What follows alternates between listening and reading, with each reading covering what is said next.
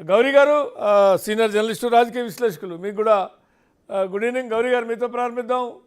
ఈ formula car racing ఎపిసోడ్కి సంబంధించినటువంటిది సరే ఎవరి వాదనలు వాళ్ళు. ఇది కొద్దిగా కేటీఆర్ ఆయన భాషలో చెప్పాలంటే ఇది లొట్ట పీస్ కేసు అని అని కామెంట్ చేశారు.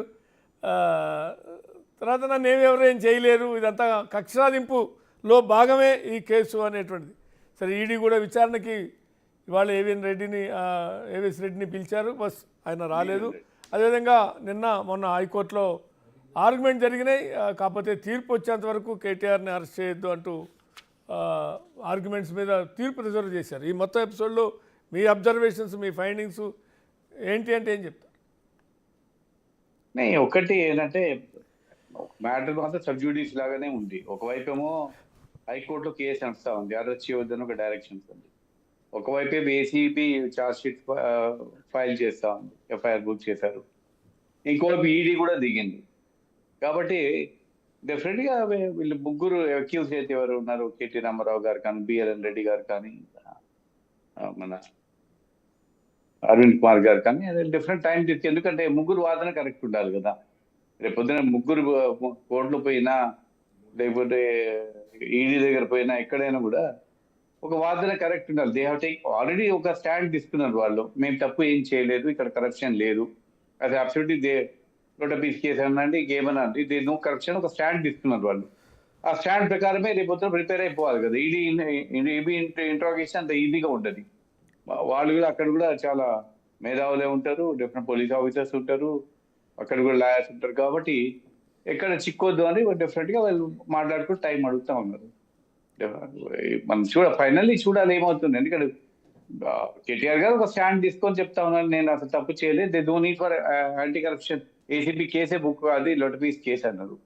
కానీ గవర్నమెంట్ మాత్రం క్లియర్ గా చెప్తా ఉంది.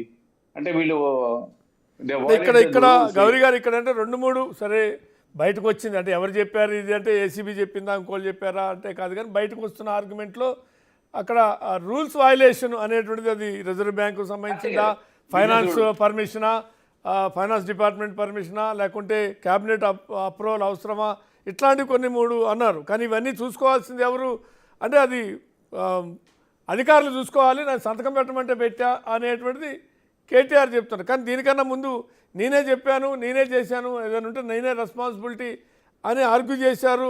ఆర్గ్యూ కాదు, మీడియాతో ముఖంగా కూడా కేటీఆర్ అంతకుముందు మాట్లాడారు. కానీ ఇప్పుడు ఆ కోర్టు ఆర్గ్యుమెంట్కి వచ్చినప్పటికీ ఇది మాది కాదు రెస్పాన్సిబిలిటీ, ఇది ఆఫీసర్స్ది అని ఎఫిడవిట్లో పేర్కొన్నారు అనేటువంటిది బయటకు వస్తుంది. దీన్ని ఎట్లా అర్థం చేసుకోవాలి?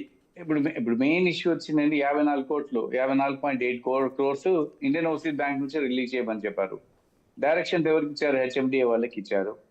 అయితే ఇప్పుడు హెచ్ఎండి వాళ్ళు బిఎల్ఎన్ రెడ్డి గారికి డైరెక్షన్ ఇచ్చి ఆయన డబ్బులు రిలీజ్ చేశారు. అది ఓరల్ ఇన్స్ట్రక్షన్సా లేకపోతే రిటర్న్ లో ఉందా, ఇవన్నీ కోర్టు ముందు వస్తాయి కదా, రేపు పొద్దున్న తెలిసిపోతుంది. అల్టిమేట్లీ సమ్వేర్ టాప్ నుంచి ఇన్స్ట్రక్షన్స్ లేని మాత్రం రాదు. సీఎంఓ నుంచి వచ్చిందా లేకుంటే కేటీఆర్ గారు ఇన్స్ట్రక్షన్స్ మీద రిలీజ్ చేశారా? డిఫరెంట్ గా నోట్ ఫైల్ లో కూడా పెడతారు కదా, on overall instructions from KTR గారు అని పెడతారు, రాస్తారు వాళ్ళు. డిఫరెంట్ గా ఫైల్ మీద రాస్తారు, రాయకుండా ఉండే ప్రసక్తే ఉండదు. కాబట్టి అది ఓవరాల్ ఇన్స్ట్రక్షన్సా లేదంటే కేటీఆర్ గారు ఇంతకుముందు ఒప్పుకున్నారు, నేనే చెప్పాను చేయను, దాంట్లో తప్పేముంది అన్నారు. ఇప్పుడు రేపు పొద్దున కోర్టుకు వచ్చినాక చెప్తుండొచ్చు వాళ్ళు ఆఫీసర్ రిలీజ్ చేశారు, అప్పుడు తను ఏమంటాడు, అప్పుడు ఆర్గ్యుమెంట్స్ ఏమవుతాయి. ఈడీకి వెళ్ళినాక అప్పుడు తెలుస్తుంది మనకి. ఎందుకంటే ఇంటర్నేషనల్ మన ఫైనాన్సర్స్ ఇన్వాల్వ్ ఉంది, మనకి ఎట్లా ట్రాన్స్ఫర్ చేశారు, మన క్యాబినెట్ అప్రూవల్ ఉందా, గవర్నమెంట్ ఆఫ్ ఇండియా పర్మిషన్ తీసుకున్నారా, ఇవన్నీ వస్తూ ఉంటాయి. కాబట్టి ఐ థింక్ ఒక వెరీ కాంప్లెక్స్ కేసు అయిపోయింది. ఇప్పుడు ఒకటి కోర్టు, ఒక దికమా ఈడీ, ఇంకో దికమా ఏసీబీ. రేపు పొద్దున ఫైనల్లీ ఏం చేస్తారో చూడాలి. రైట్.